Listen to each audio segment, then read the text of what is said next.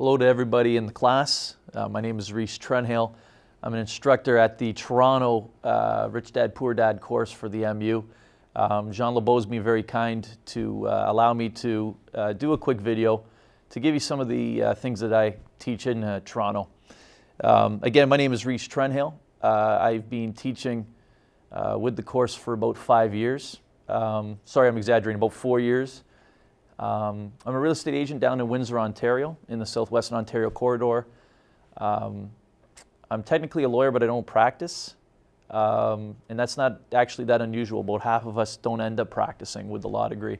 I chose a career in real estate and love it. And a lot of my interest started with being an income property investor. In fact, I've been an investor for about 11 years. And what I particularly enjoy most are student rental property investments, as well as turnaround projects, fix and flips. So I take over slumlords' properties and make them nicer and make money for it. And everybody likes you because you clean up their neighborhoods.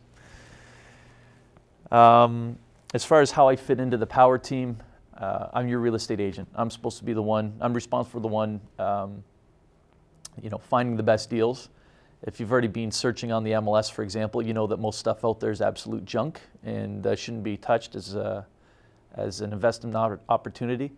And both myself and my team, there's 5 of us total down in Windsor. We basically focus and build up your portfolio.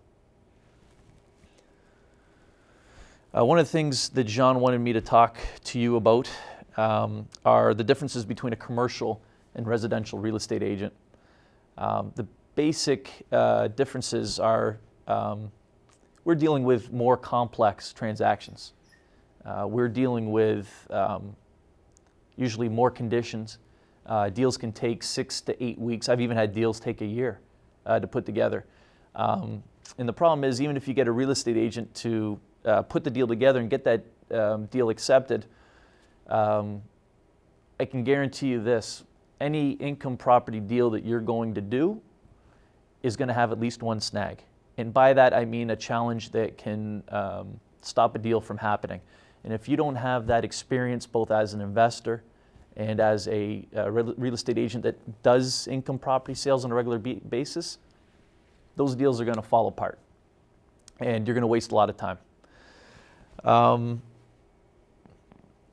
As well, there's certain indicators that we look at as real estate agents. Gross rent multiplier, which is not my favorite, and John can explain to you why, because I'm short on time. Cap rate, coverage ratios, cash on cash returns, price per unit. These are all indicators that are very important in determining if a property is worth going after or not. And quite frankly, residential real estate agents are lucky if they even grasp the cap rate, never mind the other 5 or 6 indicators that we're supposed to be using. When contacting a real estate agent, the things that you should be asking, for example, are those indicators. Ask him what he thinks of the GRM on this property. He or she thinks about the GRM on a property, or the cap rate. Don't get completely hung up on that. In fact, when I started with the MU courses, I didn't know what a GRM was. I knew all the other indicators, but didn't know what a gross rent multiplier was. The other reason you want a real estate agent that focuses on income property sales, we tend to have a lot of good listings that we'll never, ever put onto the MLS or CLS systems. And the reason for that is, if I've got a property that is a 10% cap, fully rented, in good condition, where your roof was recently replaced and your boiler's in good condition, etc. If I've got a property like that, do I need to list it on the MLS to get it sold? I've got a client base large enough where I don't need other real estate agents bothering me through the MLS system, and I don't need to generate new buyers to sell that property. So in a lot of cases, unless the vendor has specifically requested it, you'll see a lot of those properties just don't go on the MLS system. And the final thing that they wanted me to talk to you about on this is reasonable turnaround time and agent expectations. If you've got a half-decent real estate agent, they're not going to be able to call you back on the first cold call in half an hour. You've got to expect, I would say reasonably, a 24-hour turnaround time. I'm sure many of you in the class have inquired with real estate agents and you haven't gotten a response back. And in fact, I find that can be as high as 50% in certain communities where they just don't get back to you at all, ever. That to me is amazing. That's not how we operate as a team, but typically you are looking at turnaround times within a 24-hour period. As we build up a relationship, you're going to see that get a lot faster as you become a priority, probably because you're putting an offer on something, or down the road, we're then relisting a place for you. But obviously the clients that already exist naturally take precedence. So if you're just new and you're doing a cold call to a real estate agent that's worth their salt, that's quite good, don't expect them to get back to you straight away. Expect them to get back to you, but wishful thinking if you think it's going to be straight away.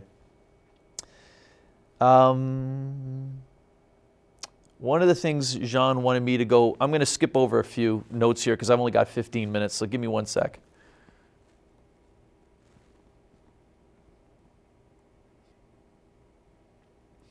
I will say this quickly because I've had a lot of positive feedback about this. When you're contacting an agent, first of all, keep it short. A lot of times the first inquiry I get are like 20 questions.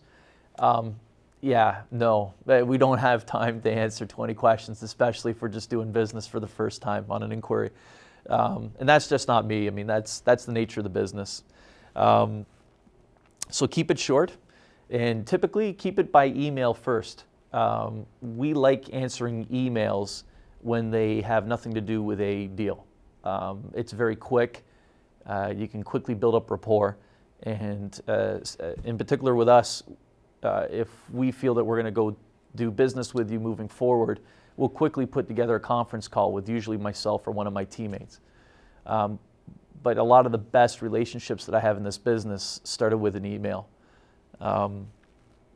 The other thing that's very important to recognize, and I know you guys don't know this, you're not just qualifying us. We're already busy, we're already established, we're already successful. And there's very few real estate agents that focus on income properties. So the best ones, we're already busy and established. We qualify you.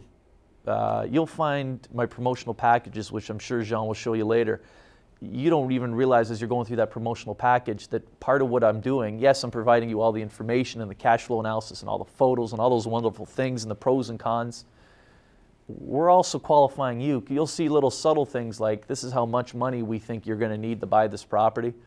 The cash flow analysis also speaks to that. If we think there's going to be a VTB, you'll see the VTB on the cash flow analysis. And you're able to see in that promotional package how much money you're going to need, that sort of thing. When you call, one of the first polite questions that we ask is where are you financially? As far as what kind of down payment are you comfortable putting down?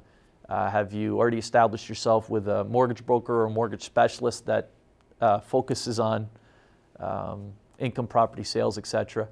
And I do say about once a month we get somebody that really gets their knickers in a twist about it. But the fact of the matter is if we catered to every single person without asking those qualifying questions, we'd go bankrupt. We wouldn't be able to handle those clients that truly need our services and those clients that still have some work to do before they're ready, either financially or mentally. And that doesn't mean to say that we're not tackling things like no money down deals, for example. And they do constitute about 10% of our total sales. But at the same time, you still have to be in a position both mentally and financially moving forward. And those are the qualifiers we kind of use. We look to see if you're scared, and we'll get into that in a little bit. We see how many questions you're still asking and where your portfolio is. And that helps us to match the kind of properties that we should be going with you. And I'm sure I'm not the only real estate agent selling income properties that is approaching things in a similar manner. Step one to the offer process, make offers. If I don't say that, I will say that half this class that I'm speaking to right now will never make an offer. And that boggles my mind. You guys have spent good money and you've put your time in and you're learning. Make the offers. because if you don't make them, you're not learning.